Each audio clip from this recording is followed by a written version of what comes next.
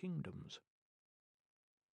On the 24th of July, 1148 AD, the greatest Crusader army ever assembled camped in the orchards around Damascus.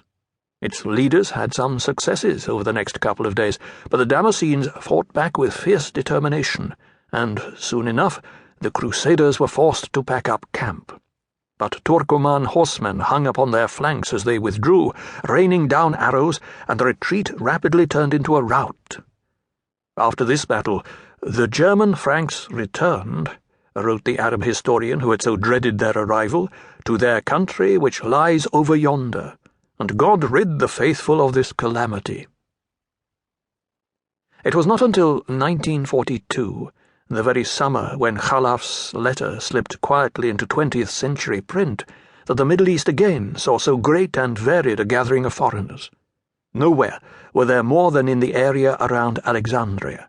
The Africa Corps and the Italian Sixth Army, under the command of Erwin Rommel, were encamped a bare 40 miles from the city, waiting for their orders for the final push into Egypt, and in the city itself the soldiers of the British Eighth Army were still arriving. From every corner of the world, India, Australia, South Africa, Britain, and America.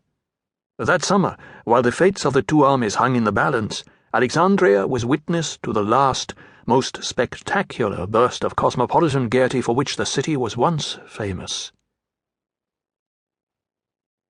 Within this tornado of grand designs and historical destinies, Khalaf ibn Ishaq's letter seems to open a trapdoor into a vast network of foxholes, where real life continues uninterrupted. Khalaf was probably well aware of the events taking place farther north. The city he lived in, Aden, served as one of the principal conduits in the flow of trade between the Mediterranean and the Indian Ocean, and Khalaf and his fellow merchants had a wide network of contacts all over North Africa, the Middle East, and southern Europe.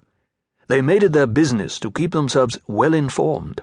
From season to season they followed the fluctuations of the prices of iron, pepper, and cardamom in the markets of Cairo. They were always quick to relay news to their friends, wherever they happened to be, and they are sure to have kept themselves well abreast of the happenings in Syria and Palestine. But now, in the summer of 1148, writing to Abraham ben Yiju in Mangalore, Khalaf spends no time on the events up north. He begins by giving his friend news of his brother, Mubashir, who has set off unexpectedly for Syria, letting him know that he is well. Then he switches to business. He acknowledges certain goods he has received from Ben Yiju, a shipment of areca nuts, 2 locks manufactured in India, and 2 bowls from a brass factory in which Ben Yiju has an interest. He informs Ben Yiju that he is sending him some presents with the letter, things which have no price and no value.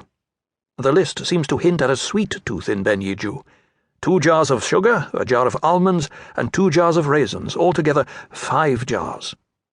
It is only at the very end of the letter that the slave makes his entry. Khalaf ibn Ishaq makes a point of singling him out and sending him plentiful greetings. That is all. No more than a name and a greeting.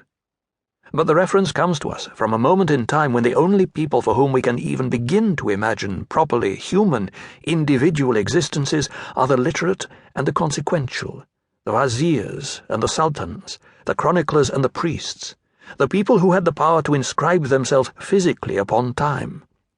But the slave of Khalaf's letter was not of that company. In his instance, it was a mere accident that those barely discernible traces that ordinary people leave upon the world happened to have been preserved. It is nothing less than a miracle that anything is known about him at all. 31 years were to pass before the modern world again caught a glimpse of the slave of MSH6. The so-called Yom Kippur War was just over, and the price of oil had risen 370% in the course of a single year.